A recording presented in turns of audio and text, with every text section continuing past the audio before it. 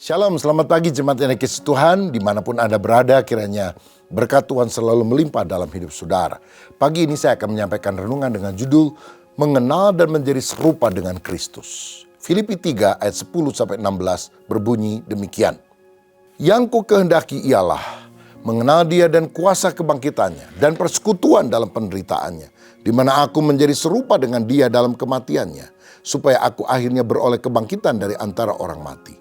Bukan seolah-olah aku telah memperoleh hal ini atau telah sempurna, melainkan aku mengejarnya, kalau-kalau aku dapat juga menangkapnya, karena aku pun telah ditangkap oleh Kristus Yesus.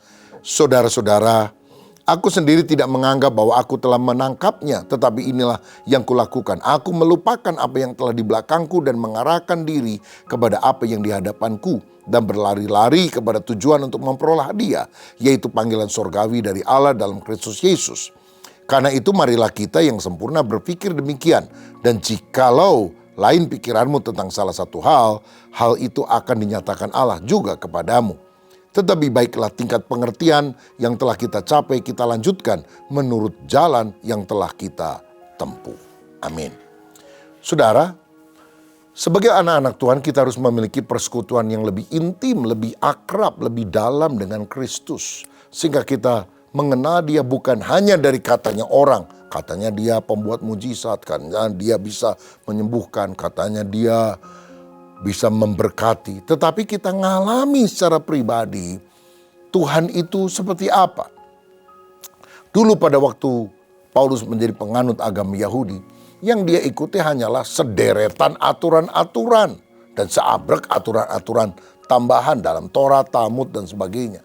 Sekarang sudah beriman kepada Kristus, dia mengikuti seorang pribadi yang penuh dengan kasih. Seorang sahabat sejati, bahkan seorang mempelai pria, sedangkan kita ibarat mempelai wanitanya. Makanya Paulus berkata, aku ingin mengenal dia lebih dalam. Kata Yunani untuk mengenal adalah ginosko, ginoskein.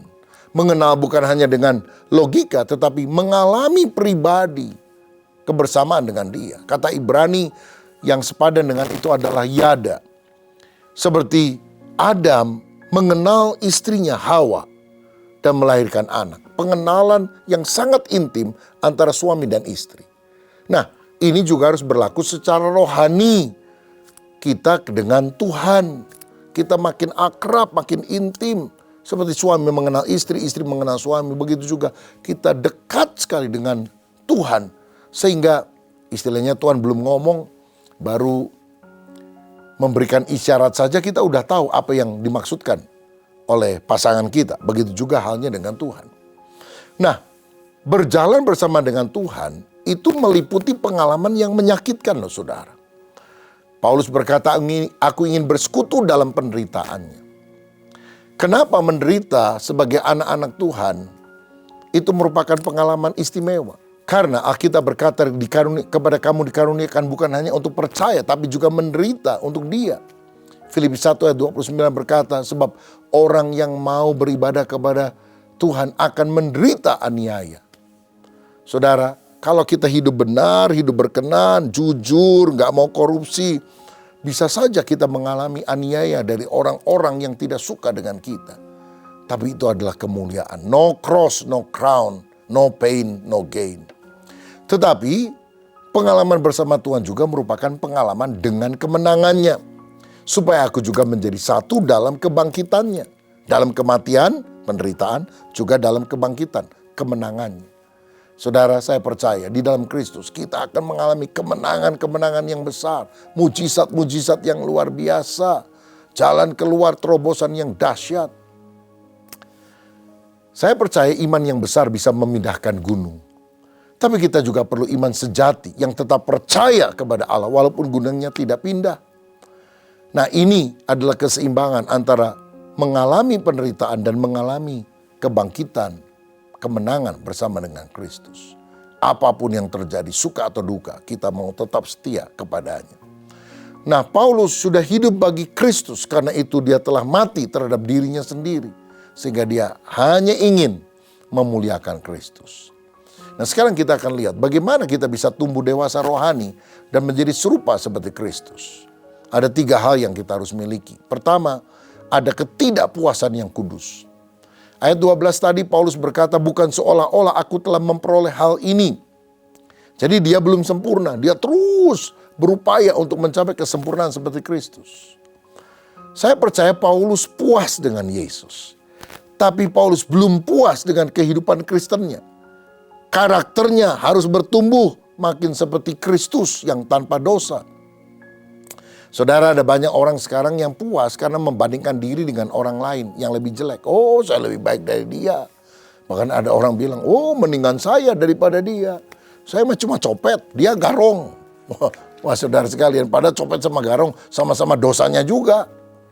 Jangan bandingkan diri dengan orang lain. Nanti kita akan merasa lebih hebat atau merasa minder, lebih rendah. Bandingkan diri kita dengan Kristus yang sempurna. Lalu kita berkata, aku mau sepertimu Yesus. Aku mau tumbuh dewasa seperti engkau. Tanda orang Kristen yang dewasa adalah sadar bahwa dia tidak sempurna. Maka dia berusaha untuk berbuat lebih baik. Bukan dengan kekuatannya, tetapi dengan kuasa Roh Kudus yang ada di dalam dirinya. Jangan merasa puas dengan kehidupan Kristen kita. Seperti jemaat Laodikia yang berkata, aku kaya, aku telah memperkayakan diri, aku tidak kekurangan apa-apa. Padahal Tuhan bilang, kamu buta, kamu miskin, kamu telanjang. Mari kita sungguh-sungguh berkata, aku harus makin seperti Yesus. Perkataanku, pikiranku, sepak terjangku harus kudus seperti Yesus. Dan saya percaya ketidakpuasan yang kudus, holy discontent inilah syarat untuk mencapai kemajuan secara rohani dan juga di dalam pelayanan. Di Inggris pernah ada seorang bernama Robert Raikes. Ketika dia kebaktian, dia lihat anak-anak dari jemaat yang ada itu main-main di lapangan. Lalu dia ngomong sama majelis, kenapa anak-anak tidak dilayani juga? Kenapa cuma orang dewasa? Oh, kita nggak tahu bagaimana cara melayani anak-anak. Nggak ada kurikulum dan nggak ada gereja lain yang melakukan hal itu. Itulah yang menyebabkan ketidakpuasan yang kudus dalam diri Robert Raikes. Dan dia mengumpulkan anak-anak itu di bawah pohon, di sebuah gudang. Mengajari dengan kisah Alkitab, dengan nilai-nilai kehidupan yang baik. Dan akhirnya dia dikenal sebagai Bapak Sekolah Minggu sedunia. Karena sejak itulah semua gereja mulai mengadakan ibadah anak. Dimulai dari apa? Ketidakpuasan yang kudus. Ingin sesuatu yang lebih baik terjadi dalam hidup, dalam pelayanan, dan juga dalam kerohanian kita. Yang kedua, untuk tumbuh dewasa seperti Kristus, kita juga harus punya konsentrasi. Bukan hanya ketidakpuasan, tetapi juga konsentrasi. Fokus. Paulus bilang, aku melupakan yang di belakangku dan mengarahkan diri kepada apa yang di hadapanku. Kalau saudara nyetir mobil, jangan selalu lihat kaca spion. Lihat kaca depan. Sekali-kali kita bisa melihat kaca spion. Tapi kalau lihat kaca spion terus, masuk got itu mobil saudara. Kita harus berusaha melupakan yang di belakang. Saudara, melupakan bukan berarti tidak ingat. Artinya hilang ingatan gitu ya. Tapi tidak mengingat-ingat terus. Kalau orang jahatin kita, dan kita bilang forgive and forget. Mengampuni dan melupakan. Nggak berarti bahwa kita hilang ingatan. Kita kadang-kadang masih bisa ingat peristiwa itu. Tapi tidak mengingat-ingat terus. Dan tidak lagi dipengaruhi olehnya. Sehingga keputusan kita adalah sesuatu ke depan. Aku harus tetap berbuat baik. Bahkan kepada orang yang berbuat jahat kepada aku. Kalau misalnya dalam Ibrani 10 ayat 17 dikatakan juga bahwa Allah tidak mengingat lagi dosa mereka. Itu bukan berarti Allah lupa, hilang ingatan. Tidak.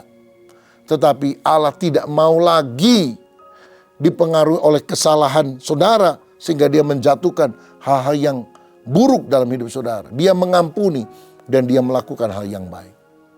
Saudara, kita tidak dapat mengubah peristiwa masa lalu. Tapi pengertian tentang peristiwa masa lalu itu bisa berubah. Karena pola pikir dan sikap kita. Seperti Yusuf pernah berkata dalam Kejadian 50 ayat 20. Memang kamu telah mereka-rekakan yang jahat terhadap aku. Tapi Allah telah mereka-rekakannya untuk kebaikan. Saudara, Yusuf dijual sebagai budak. Yusuf diperlakukan tidak baik oleh saudaranya. Dia bisa pahit hati. Tapi ketika dia mereka ulang. Aku dijual, aku diperlakukan tidak baik. Aku jadi budak di Mesir. Tapi ini Tuhan yang nuntun saya ke sini. melalui apa yang dilakukan saudaraku. Supaya aku akhirnya menjadi raja muda di Mesir. Kalau aku nggak pernah dijual ke Mesir, aku nggak pernah jadi raja muda di Mesir. Akhirnya dia melihat peristiwa yang negatif itu sebagai sesuatu yang positif. Allah turut bekerja di dalam segala sesuatu untuk mendatangkan kebaikan. Maka dia mengampuni orang yang bersalah. Saudara, mari kita melihat hal-hal buruk pada masa lalu dengan kacamata iman bahwa Tuhan sedang mengerjakan kebaikan. Yang ketiga adalah kebulatan tekad.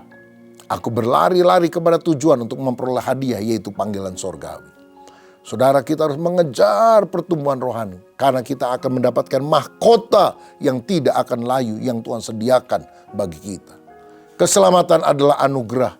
Tetapi pahala adalah bagi orang yang mengerjakan keselamatan. Melayani dengan sungguh. Punya karakter yang dewasa. Saudara terus bertumbuh.